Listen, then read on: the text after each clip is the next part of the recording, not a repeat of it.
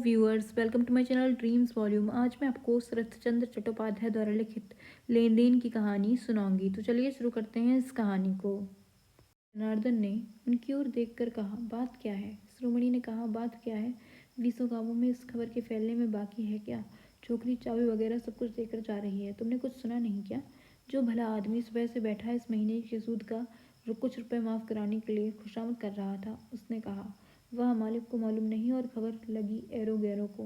यह सब किया किसने? शिरोमणि चाचा, सभी की जड़ में तो हमारे राय महाशय हैं। शिरोमणि ने बैठकर कहा, पर खास चाबी सुना है कि जाकर पड़ी जमींदार के हाथ में। पाजी शराबी है। देखना भैया, आखिर देवी का सोना चांदी जवाहरात कलवार के संदूक में ना समा जाए। पाप की सीमा ना रहेगी। धीरे धीरे एक एक करके गांव के बहुत से आदमी आ गए। निश्चय हुआ कि जमींदार के हाथ से उस चाबी को तुरंत ले लेना चाहिए। तीसरे पहर सोकर उठने के बाद हुजूर जब शराब पीना शुरू कर देंगे तब उनके बेहोश होने से पहले ही उसे हथिया लेना होगा। जमींदार के हाथ में उस चाबी के जाने के बारे में जनार्दन राय ने अपनी जरा सी असावधानी और भूल स्वीकार करते हुए कहा, मैंने सब ठीक कर रखा था। अचानक वे बीच में आकर उस चाबी को हथिया लेंगे, ऐसा ख्याल ही नहीं हुआ। अब मिलना कठिन मालूम होता है। 10 दिन के बाद शायद कह बैठेंगे। संदूक में तो कुछ भी ना था, पर हम लोग जानते हैं भैया, सूट से और कुछ भी करे, देवी की संपत्ति वह नहीं चुराएगी, एक पैसा भी ना लेगी। इस बात को सभी ने स्वीकार कर लिया। बहुतों के मन में ऐसा भी विचार उत्पन्न हुआ कि इससे तो वही अच्छी थी। यह दल जब ठीक समय पर जुलूस के साथ जमींदार के शांति कुंज में पहुंचा, तब जमींदार बाहर के कमरे में बैठा था। शराब की बोतल के बदले जमींदारी की मोटी मोटी वहियां उसके सामने रखी थीं। जमींदार की एक तरफ उसका सहचर प्रफुल्ल अखबार पढ़ रहा था। उसने सबका स्वागत करके बिठाया। शिरोमणि सबसे पहले बोलते और सबके बाद पछताते हैं। इस मौके पर भी वे ही पहले बोले।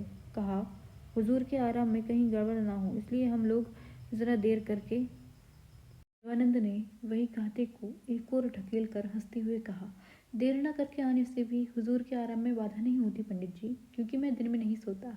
पर हम लोगों को तो मालूम है आप लोगों को बहुत सी बातें मालूम हैं जो सच नहीं हैं, और बहुत सी बातें बिल्कुल झूठ पाते हैं। जैसे मेरे संबंध में वैरवी की बात कहकर जमींदार हंस दिया, पर श्रोताओं का दल सुनकर संकोच से सिकुड़ गया। जीवानंद ने फिर कहा, खैर, किस लिए जल्दी जल्दी आना चाहते थे? उसका कारण क्या है, जरा सुन लो। जनार्दन राय ने अपने को संभाल लिया। मन ही मन कहा कि इतना डर ही किस बात का है। जाहिरा तौर पर कहा, आशा ना था कि मंदिर के मामला इतना आसानी से निपट जाएगा। निर्मल जिस तरह अकड़ बैठा था। जीवानंद ने कहा, वे सीधे कैसे हुए? इस व्यंग को जनार्दन समझ गए, पर शिरोमणि ने उस पर ख्याल ही नहीं किया। खुश होकर घमंड के साथ कहा, देवी की इच्छा है सरकार, सीधा तो होना ही पड़ेगा। पाप का भार उनसे अब सहा नहीं जाता था। जीवानंद के सिर हिलाकर कहा, हो सकता है उसके बाद। शिरोमणि ने कहा, परंतु पाप तो टला। अब कहो ना जनार्दन, हुजूर को सब समझा कर कहो ना। अब उन्होंने राय महाशय को हाथ से ढकेला। जनार्दन ने चौंक कर कहा, मंदिर की चाबी तो हम लोगों ने सामने खड़े होकर तारादास को दिला दी है। आज सुबह उन्होंने ही मंदिर खोला है, पर संदूक की चाबी सुना है कि सोडसी ने हुजूर को सौंपी है। जीवानंद ने हामी भरकर कहा, हाँ सौंपी तो है, जमा खर्च की वही भी दी है। शिरोमणि ने कहा, लड़की अभी तक यही है, कुछ ठिकाना नहीं कि कब कहाँ चली जाए।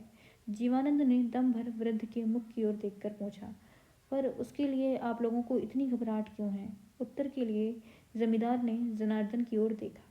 जनार्दन ने साहस पाकर कहा, दस्तावेज, कीमती बर्तन, देवी के जवाहरात वगैरह जो कुछ है, गांव के बड़े बूढ़ों को सब मालूम है। शिरोमणि जी का कहना है कि सोटसी के रहते रहते वह सब मिलाकर सहेज लेना अच्छा है। शायद शायद ना हो, यही ना? अगर ना हो तो आप लोग वसूल कैसे करेंगे? जनार्दन को अचानक जवाब नहीं सूझा। अंत में उन्होंने कहा, तो भी मालूम तो हो ही जाएगा हुजूर, पर आज मुझे अवकाश नहीं है राय महाशय। जनार्दन मन में बड़े प्रसन्न हुए। इसी मतलब से तो वे लोग आए थे। शिरोमणि ने आग्रह के साथ कहा, चाबी अगर जनार्दन भैया को दी जाए तो आज संध्या से पहले ही सब मिल जाए। हुजूर को भी कोई जिम्मेदारी ना रहेगी। उसके भागने से पहले ही मालूम हो जाएगा कि क्या है और क्या नहीं। क्यों भैया, तुम लोगों की क्या राय है? ठीक है ना? इस प्रस्ताव पर सभी ने सहमति दी। नहीं दी तो केवल जीवानंद ने, जिसके हाथ में चाबी है। उसने जरा हंसकर कहा, जल्दी क्या है पंडित जी? अगर कुछ हो ही गया हो तो भी वह विकारण से वसूल न होगा। आप लोग आज पधारिए। मुझे जिस दिन फुर्सत होगी मिला लेने के लिए आप लोगों के पास मैं खबर भेजूंगा। लाल को चलते न देखकर सबके मन में बड़ा क्रोध हुआ। राय महाशय ने खड़े होकर कहा, पर एक जिम्मेदारी। जीवानंद ने उसी दम सहमति देकर कहा, वह तो ठीक ही है राय बाबू, जिम्मेदारी मुझ पर ही रही। फाटक से बाहर आकर शिरोमणि ने जनार्दन को हाथ से छूकर कहा, देखा भैया, शराबी को मतलब ही समझ में नहीं आता। सभी बातों में समस्या है, नशे में मस्त है, बचेगा नहीं ज्यादा दिन। जनार्दन ने कहा, जो डर था वही दिखाई देता है। शिरोमणि ने कहा, अब गया सब कलवार की दुकान में। बदमाश लड़की जाते समय खासा धोखा दे गई। एक आदमी ने कहा, हुजूर अब चाबी ना देंगे। शिरोमणि ने उत्तेजित होकर कहा, फिर अब की बार अगर कोई मांगने जाएगा तो वह गला दबाकर शराब पिला के छोड़ेगा। इस बात को कहते ही उनके रोंगटे खड़े हो गए। घर के अंदर जीवानंद खुले दरवाजे की तरफ शून्य दृष्टि से देखता हुआ बैठा था। प्रफुल्ल ने कहा, फिर एक नया बखेड़ा क्यों मोल लिया भाई साहब? चाबी उन्हें दे देती तो झंझट मिट जाता। शिवानंद ने उसके मुंह की ओर दृष्टि फिराकर कहा, नहीं मिटता प्रफुल्ल, झंझट मिटने की संभावना होती तो मैं दे देता। ऐसी नौबत आने के डर से ही वह कल रात को मुझे चाबी दे गई है। प्रफुल्ल के मन में शायद विश्वास नहीं हुआ। उसने पूछा, संदूक में है क्या चीज़? जीवानंद ने जरा मुस्कुराकर कहा, क्या है? आज वही मैं सवेरे वही में पढ़कर देख रहा था। मोहरें, रुपए, हीरे, पन्ने, मोती की मालाएं, मुकुट, तरह तरह के जड़ाऊ जेवर, दस्तावेज, उसके सिवा सोने चांदी के बर्तन भी कम नहीं है। मैंने सपने में भी ना सोचा था कि इतने दिनों में जमा होते होते इस छोटे से चंडीगढ़ की देवी के पास इतनी संपत्ति संचित हो गई है। लुटेरों के डर से भैरवी शायद किसी को जानने भी ना देती थी। प्रफुल्ल डर के साथ बोला, क्या कहते हैं आप? उसकी कुंजी है आपके पास? एकलौता लड़का सौंपना डायन के हाथ में। जीवानंद नाराज नहीं हुआ, बोला, बिल्कुल झूठ नहीं कहा तुमने। यह इतनी बड़ी रकम है कि मैं अपने ऊपर भी विश्वास नहीं कर सकता। पल भर के बाद उसने फिर कहा, पर यह मैंने नहीं चाहा था। मैंने जितना ही उसे दबाया कि चाबी राय बाबू को दे दी जाए, उतना ही उसने इनकार कर मेरे हाथ में चाबी ठूंस दी। प्रफुल्ल ने स्वयं भी पल भर चुप रहकर पूछा, इसका कारण? जीवानंद ने कहा, शायद उसने सोचा था कि इस बदनामी के बाद चोरी के कलंक को वह सह नहीं सकेगी। इन लोगों को उसने पहचान लिया था। प्रफुल्ल ने कहा, पर आपको वह नहीं पहचान सकी। जीवानंद हंस पड़ा, पर उस हंसी में आनंद नहीं था। उसने कहा, इसमें दोष उसका है, मेरा नहीं। उसके संबंध में मेरा अपराध दूसरी तरफ कितना ही क्यों ना हो, पर शुरू से आखिर तक मैंने एक दिन के लिए भी ऐसा बर्ताव नहीं किया जिससे मैं पहचाना ना जाऊं। अद्भुत है पृथ्वी, और उससे भी विचित्र है यहाँ के मनुष्य का मन। यह किससे क्या निश्चय कर लेता है, कुछ कहा नहीं जा सकता। जानते हो भैया, उसकी युक्ति क्या है? उस दिन जो उसके हाथ से बर्फिया लेकर आंख मीच कर खाने की बात तुमसे कही थी, वही है उसके सब तर्कों का बड़ा तर्क, सब विश्वासों का बड़ा विश्वास। पर उस रात को तो दूसरा उपाय ही नहीं था। इससे भी मरता था, उससे भी मरता था, उसके सिवा और किसी की ओर ताकने का रास्ता भी नहीं था। यह सब सोचती भूल गई है। उसके मन में तो यही एक बात जागती है कि जो अपने प्राण उसके हाथ में सौंपने देने से भी नहीं हिचका, उस पर अविश्वास कैसे किया जाए। बस जो कुछ था सब मेरे हाथ में आंखें मूंद कर दे दिया। प्रफुल्ल दुनिया का सबसे चालाक आदमी भी कभी कभी कुछ ऐसी ऐसी गहरी भूलें कर बैठता है, नहीं तो संसार एकदम मरुभूमि हो उठता, कहीं रस की भाप भी न जमने पाती। प्रफुल्ल गर्दन हिलाकर बोला, बिल्कुल ठीक है भाई साहब, अब तुरंत इस वही को जला डालिए और तारादास को बुलाकर धमका दीजिए। उन मोहरों से अगर सलोमन साहब का कर्ज अदा हो जाए तो सिर्फ रस की भाप क्यों, मूसलाधार वर्षा होने लगेगी। जीवानंद ने कहा, प्रफुल्ल इसलिए तुम्हें इतना पसंद करता हूँ। प्रफुल्ल ने हाथ जोड़कर कहा, इस पसंद को अब जरा घटाना पड़ेगा भाई साहब। आपका रस का अनंत फुहारा दिन पर दिन छुटता रहे, पर मुसाहबी करते करते इस गुलाम का गला तक सूख कर काट हो गया है। अब एक बार बाहर जाकर अपने लिए जरा दाल रोटी का इंतजाम करना होगा। कल या परसों मैं विदा होता हूँ। जीवानंद ने हंसकर कहा, एकदम विदा? इस बार समेत कितनी बार विदा ले चुके प्रफुल्ल? 4 बार, कहकर उसने खुद भी हंसते हुए कहा। ईश्वर ने मुंह दिया था सो बड़े आदमी का प्रसाद खाने में ही दिन बीते। दो चार बड़ी बड़ी बातें अगर यह नहीं निकाल सका तो इसका जन्म ही व्यर्था है। मेरा ही 16 आने अपराध नहीं है भाई साहब। बहुत दिनों से आप लोगों की हाँ में हाँ मिलाते मिलाते इस देह के मेद मांस की ही वृद्धि हुई है। असली खून शायद एक बूंद भी ना बचा हो। आज सोचा है कि एक काम करूं, संध्या के अंधेरे में छिपकर चला जाऊं और एक मुट्ठी भैरवी माँ की चरण रज लेकर निकल जाऊं। आपके यहाँ की बहुत ही बढ़िया बढ़िया चीज़ें मेरे पेट में समाई हुई हैं, बिना इसके वे हजम ना होंगी, पेट में कीलों की तरह गड़ेंगी। जीवानंद ने हंसने की कोशिश करते हुए कहा, आज उच्छ्वास की कुछ अधिकता मालूम होती है प्रफुल्ल। प्रफुल्ल ने फिर हाथ जोड़कर कहा, ठहरिए तो भाई साहब, इसे खत्म कर लेने दीजिए। मुसाहावी की पेंशन बतलाकर जिस दिन दान पत्र में उस दिन आपने 5,000 रुपया लिखा रखा है उस पर ज़रा कलम मार दीजिए। चंडी देवी का रुपया हाथ में आने पर मुसाहाबों की कमी न रहेगी, पर मुझे दान करके उतना रुपया बर्बाद न कीजिएगा। आनंद ने कहा, तो क्या अब की बार तुमने सचमुच ही मुझे छोड़ दिया?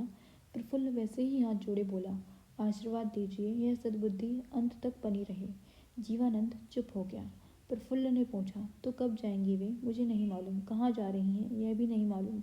मालूम होकर भी कोई लाभ नहीं है भाई साहब। अचानक उसका चेहरा बदल गया। उसने कहा, बाप रे, औरत तो है ही नहीं, मर्द का दादा है। मंदिर में खड़ा होकर मैं उस दिन बहुत देर तक देख रहा था। मालूम हुआ कि नख से सिर तक पत्थर की मूर्ति है। चोट लगा लगा कर चूर चूर कर सकते हैं, पर ऐसी चीज ही नहीं कि आग में गलाकर और सांचे में ढाल कर इच्छा अनुसार कर लेंगे। हो सके तो वैसा मतलब छोड़ दीजिएगा। जीवानंद ने कुछ दिल्लगी के ढंग से पूछा, तो अकुशल अब की बार तुम एकदम जा रहे हो? प्रफुल्ल ने विनय के साथ उत्तर दिया, बड़ों के आशीर्वाद का जोर रहे तो मनोकामना पूरी होगी। जीवानंद ने कहा, यह हो सकता है, पर कुछ बतलाओ तो सही कि क्या करोगे? प्रफुल्ल बोला, इच्छा तो पहले ही आपके सामने प्रकट की है, पहले जरा दाल रोटी का प्रबंध करूंगा। जीवानंद ने थोड़ी देर चुप रहकर पूछा, तो तुम्हें विश्वास होता है कि सोचती सचमुच चली जाएगी? प्रफुल्ल ने कहा, जी हाँ। कारण यह है कि संसार में सभी प्रफुल्ल नहीं हैं। अच्छी याद आई भाई साहब, मैं आपको एक खबर देना भूल गया था। कल रात को नदी के किनारे घूम रहा था, अचानक फकीर साहब मिल गए, वही जिन्होंने एक रोज़ अपने बरगद के पेड़ के कबूतरों को मारने से आपको रोका था। बंदूक छीन ली थी। मैंने सलाम कर कुशल चेम पूछा। मन में आया कि मीठी मीठी दो चार खुशामद की बातें करके कोई अच्छी सी दवा सीख लूँ और आपकी मदद से पेटेंट लेकर बेचकर 2 पैसा कमा लूँगा। पर आदमी हैं बड़े होशियार, उस तरफ से गई ही नहीं। बातचीत के सिलसिले में सुना कि वे आए वे अपनी भैरवी माँ को देखने अब जा रहे हैं। उन्हीं से तो पता लगा कि भैरवी सब छोड़ छाड़ कर जा रही हैं। जीवानंद ने कौतूहल से कहा, इन्हीं के सदुपदेश के शायद वह जा रही है? प्रफुल्ल सिर हिलाकर बोला, नहीं, उनके उपदेश के विरुद्ध ही वे जा रही हैं। जीवानंद ने दिल्लगी करते हुए कहा, क्या कहते हो प्रफुल्ल? सुना है कि फकीर साहब उसके गुरु हैं। गुरु की आज्ञा का उल्लंघन? प्रफुल्ल ने कहा, यहाँ ऐसा ही हुआ है, पर इतने बड़े विराग का कारण? प्रफुल्ल ने कहा, विरह का कारण आप हैं। जरा ठहर कर फिर कहा, मालूम नहीं यह बात आपको सुनाना ठीक है या नहीं, पर फकीर को विश्वास है कि आपसे वे बहुत डरती हैं। कहीं लड़ाई झगड़े के सिलसिले में आपसे मेल मिलाप पड़ जाए, यही उनकी सबसे अधिक डर है। नहीं तो देश के लोगों से वे डरती नहीं। जीवानंद आंखें फाड़कर उसकी ओर ताकने लगा। प्रफुल्ल ने जरा हंसकर कहा, भाई साहब, परमात्मा ने आपको भी कम बुद्धि नहीं दी है, पर अपना सर्वस्व सौंप कर कल उन्होंने बड़ी भारी भूल की है। यह हाथ फैलाकर ग्रहण करने में उससे भी बढ़कर भूल आपने की है। इस बात की मीमांसा आज शेष रह गई। अगर जीवित रहूंगा तो आशा है कि एक रोज देख लूंगा। जीवानंद ने इस बात का भी जवाब नहीं दिया। वह चुपचाप बैठा रहा। शाम होने में देर नहीं थी। नौकर गिलास में शराब भर लाया। जीवानंद ने सिर हिलाकर कहा, ले जा, जरूरत नहीं है। समझ न सकने के कारण नौकर खड़ा रहा। प्रफुल्ल ने कहा, बता ना दीजिए कब जरूरत होगी? जीवानंद न मालूम कब अन्यमनस्क हो गया था। प्रफुल्ल का प्रश्न सुनकर आंख उठाकर कहा, अभी तो ले जा, जरूरत होने पर बुलाऊंगा। वह चला जा रहा था। जीवानंद ने पुकार कर पूछा, चाय है? प्रफुल्ल ने कहा, वाह, चाय नहीं है तो मैं जीता कैसे हूँ? तो एक प्याला ले आ। नौकर के चले जाने पर प्रफुल्ल ने पूछा, अचानक अमृत से अरुचि क्यों? जीवानंद ने कहा, अरुचि तो नहीं है, पर अब न पीऊंगा। प्रफुल्ल हंस पड़ा। पल भर पहले अपने ऊपर किए गए मजाक को लौटाकर उसने कहा, आँच समेत कितनी बार तौबा हुई भाई साहब। जीवानंद नाराज नहीं हुआ। उसने भी हंसकर उसी का अनुसरण करते हुए कहा, यह मीमांसा आज रहने दो प्रफुल्ल।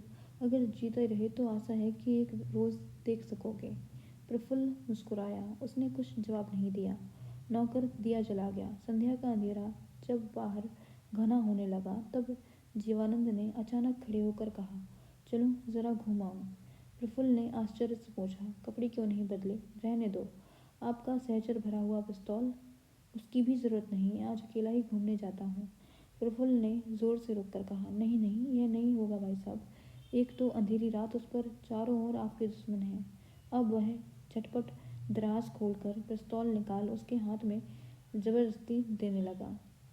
शिवानंद ने 2 कदम पीछे हटकर कहा, उसे मैं अब कभी नहीं छूऊंगा प्रफुल्ल। प्रफुल्ल ने विस्मय से अवाक होकर कहा, अचानक यह क्या हो गया है भाई साहब?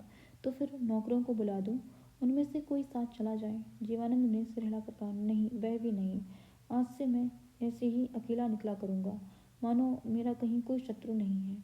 मुझसे किसी को डर ना हो, मुझ पर कुछ भी क्यों ना बीते, किसी से नालिश न करने जाऊंगा। अब वह अंधेरे में अकेला बाहर चला गया। शराब का भरा हुआ गिलास उपेक्षित होकर लौटा दिया। इससे प्रफुल्ल ने परिहास किया, ऐसा करने की ही बात है। लीवर की असहनीय यातना से और वैद्य की भर्त्सना से संयमी जीवानंद के जीवन में ऐसा अभिनय कई बार हो चुका है, पर अपनी इच्छा से स्वस्थ रहते हुए शराब के बदले चाय पीकर घर से निकलना शायद यही पहले पहल है। सारा संसार उनके सामने नीरस मालूम होने लगा और शांति कुछ के सघन वृक्षों की छाया में छिपे हुए मार्ग में जिधर ही वे नजर घुमाने लगे उधर ही अस्फुट रुदन का सुर उनके कानों में आकर गूंजने लगा। उनके अव्यक्त जीवन के नीचे उन्हीं का और एक यथार्थ जीवन आज भी जीवित है। यह खबर आज तक उन्हें न थी। फाटक पार करके जब वे मैदान के रास्ते में निकल आए तब संध्या का धुंधला आकाश रात के अंधेरे में परिणत हो चुका था। एक ओर शीर्ण नदी का रेतीला तट घूम फिर कर दिगंत में जाकर अदृश्य हो गया है। दूसरी ओर वैशाख का शुष्क शास्त्रहीन विस्तृत क्षेत्र चंडीगढ़ के पाद मूल में जाकर मिल गया है। राह में बटोही नहीं है, मैदान में किसान नहीं दिखाई पड़ते। गडरियों के लड़के रानी का काम करके घर लौट गए हैं। संध्या आकाश के नीचे जनहीन भूखंड को यही स्तब्ध शोकमग्न मूर्ति आज जीवानंद को बड़ी ही करुण और अपूर्व मालूम हुई। इसी मार्ग में ऐसी ही निर्जन संध्या के समय वे और भी कई बार आए गए हैं, पर इतने दिनों तक धरित्री ने मानो अपना यह दुख का चित्र शराबी की लाल आंखों से बड़े संकोच के साथ छिपा रखा था। उस पार तो धूप से जले प्रांतर से गर्म हवा बीच बीच में आकर उनके शरीर में लग रही थी। नया कुछ भी नहीं था, पर उस ओर देखकर अचानक अवरुद्ध अभिमान की रुदन से उनका हृदय भर गया। वे मन ही मन कहने लगे, माता वसुंधरे, तुमने अपने दुख की गर्म सांस तक क्या मेरे सामने से लज्जा के कारण अब तक छिपा रखी थी? पाखंडी जानकर उसे जानने नहीं दिया। संसार में अपना कहने लायक मेरा कोई नहीं है, सिवा अपने दुख के। कभी किसी के दुख का भाग मैंने नहीं पाया। क्या वह भी मेरा दोष है? आज हूँ, अगर कल ना रहूँ तो दुनिया में किसी को उससे हानि लाभ नहीं है। क्या यह बात तुमने कभी सोची है माँ? यह शिकायत उन्होंने किससे की? माँ कहकर उन्होंने किसे पुकार की? शायद वे स्वयं ही उसका निश्चय नहीं कर सके।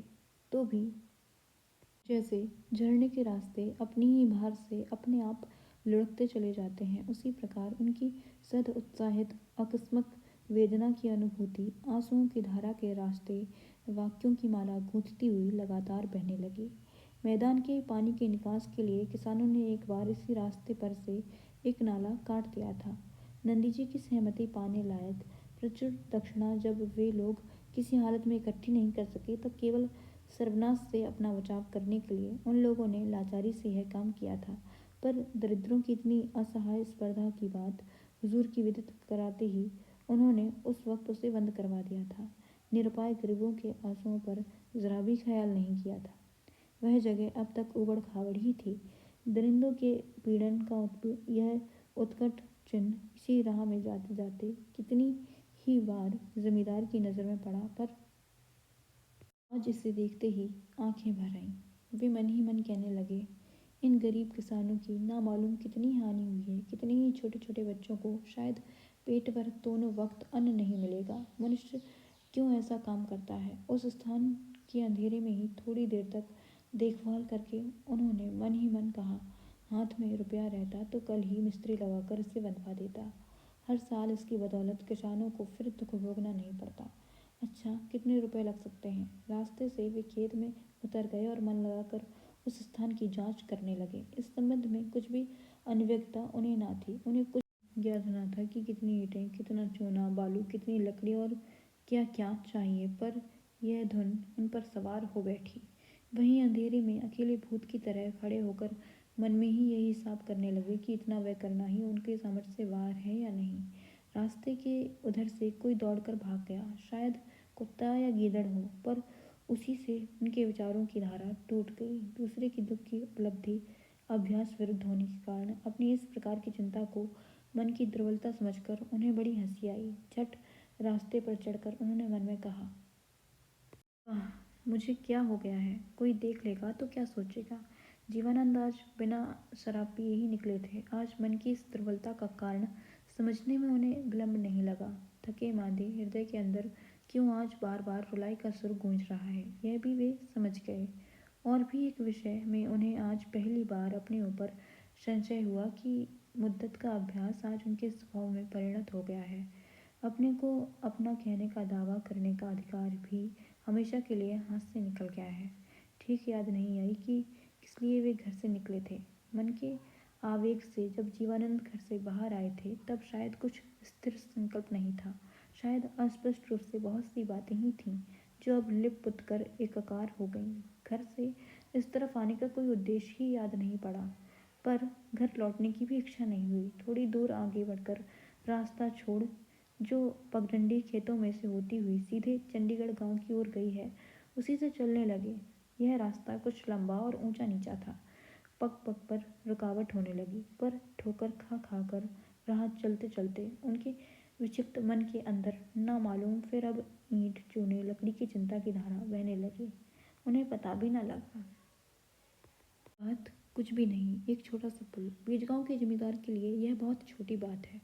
उसे बनाने में न शिल्प है और न सौंदर्य, तो भी वही शिल्प सौंदर्यहीन पदार्थ गरीबों के सुख दुख के साथ मिलकर उनके मन के अंदर आज एक नए रस में भरकर अपूर्व रूप से प्रतिमान होने लगा। उसे तोड़कर तरह तरह के गढ़ने पर भी वह खत्म नहीं होना चाहता था। पर यह सब अपने उदास मन के अस्थायी ख्याल हैं, वास्तव में सच नहीं है। कल दिन में इनका चिन्ह भी न रहेगा, यह भी वे भूल नहीं गए। उत्सव के अंदर छिपे हुए शोक की तरह जीवानंद के मन में यह बात गड़ने लगी, पर आज रात के लिए इस लड़कपन को वे किसी तरह छोड़ न सके। कल्पना के ऊपर कल्पना का तांता बंध गया। अचानक काले आकाश पट में चंडी मंदिर का शिखर दिखाई पड़ा। उन्हें होश नहीं था कि इतनी दूर आ गए हैं, और भी समीप आकर देखा कि मंदिर का फाटक अभी तक खुला हुआ है। वे चुपचाप अंदर घुस गए। बहुत देर हुई। देवी की आरती समाप्त हो चुकी है। मंदिर का द्वार बंद है। आंगन में अंधेरा फैला हुआ है। दालान में एक दिया टिमटिमा रहा है। जीवानंद ने सामने जाकर देखा कि 4-5 आदमी मच्छरों के डर से नक से सिर तक चद्दर ओढ़े सो रहे हैं। केवल एक आदमी खंबे की आड़ में चुपचाप बैठा माला जप रहा है। जीवानंद ने जरा और भी सामने जाकर उस आदमी को देखने की कोशिश करते हुए पूछा, कौन हो? उस आदमी ने जीवानंद को सफ़ेद पोशाक का अंधेरे में भी अनुभव कर उन्हें भला आदमी समझ लिया और कहा, मैं यात्री हूँ बाबूजी। यात्री? कहाँ जाओगे? मैं पुरीधाम को जाऊँगा। कहाँ से आ रहे हो? ये लोग शायद तुम्हारे साथ ही हैं, कहकर जीवानंद ने सोए हुए उन आदमियों की ओर इशारा किया। उस आदमी ने सिर हिलाकर कहा, जी नहीं, मैं अकेला ही मानभूमि जिले से आ रहा हूँ। इनमें किसी का घर है मेदिनीपुर और किसी का और कहीं। मैं नहीं जानता कि ये कहाँ जाएंगे। 2 आदमी तो आज ही दोपहर को आए हैं।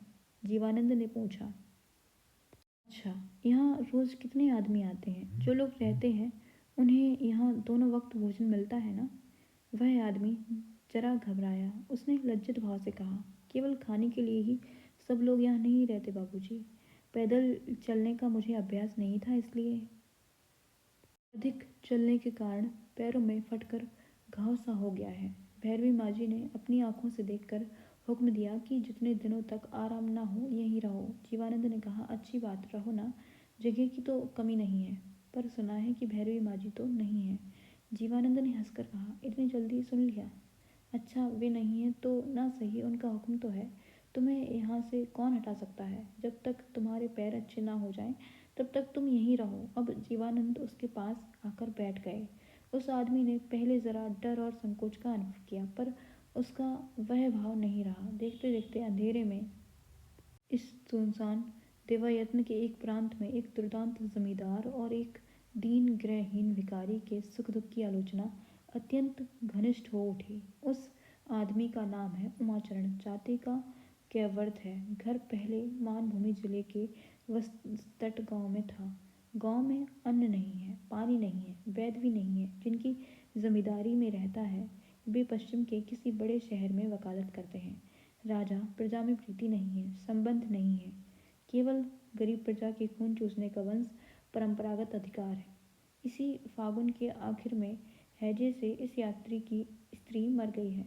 दोनों योग्य पुत्र आंख के सामने बिना इलाज के एक एक करके चल बसे हैं। वह कुछ प्रतिकार नहीं कर सका। अंत में अपनी टूटी फूटी झोपड़ी के एक विधवा भतीजी को सौंप कर जीवन भर के लिए घर छोड़कर निकल आया है। इस जन्म में अब घर लौटने की आशा नहीं है, इच्छा भी नहीं है। यह कहकर वह फूट फूट कर रोने लगा। शिवानंद की आंखों से भी आंसू टपकने लगे।